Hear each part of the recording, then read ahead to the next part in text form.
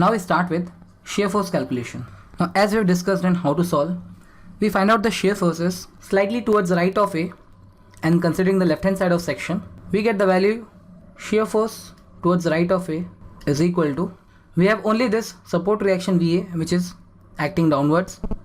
So downward force on the left hand side of the section is considered as negative shear force. So we have minus m by L.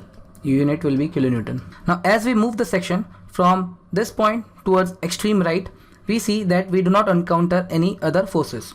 So we straight away take the next section, that is section slightly towards left of B. Now shear force towards left of B can be found out by considering either the left hand side of section or right hand side. For simplicity, I consider the right hand side of the section.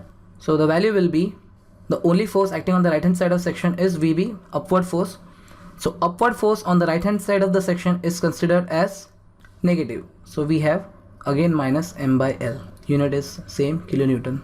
We could have also considered the left hand side of section and the value would have been still same, that is minus m by L. So now we can draw the shear force diagram, which is nothing but the variation of shear force along the length of the beam. So we have drawn a beam. The beam line is nothing but zero line of shear force.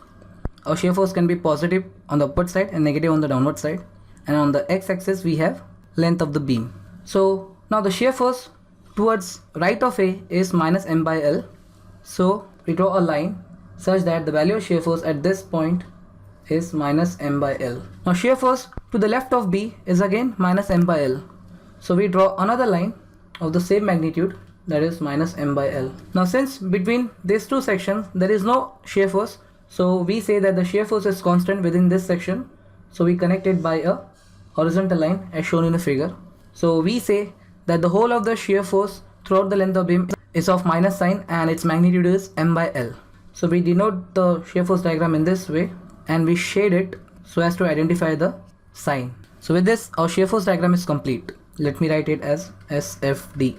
Next we calculate the bending moment. Now as we have discussed in how to solve the problem, we know we have to find out bending moments at the salient points, and those are the points at which some force is acting, and we have to calculate the same bending moment by taking a section slightly towards the left and slightly towards the right about a point at which some kind of couple is acting. So we first take a section at point A and we move it towards the other end, point B. So bending moment at point A, by considering the left hand side of section, since there is no beam on the left hand side of point A, it will be 0.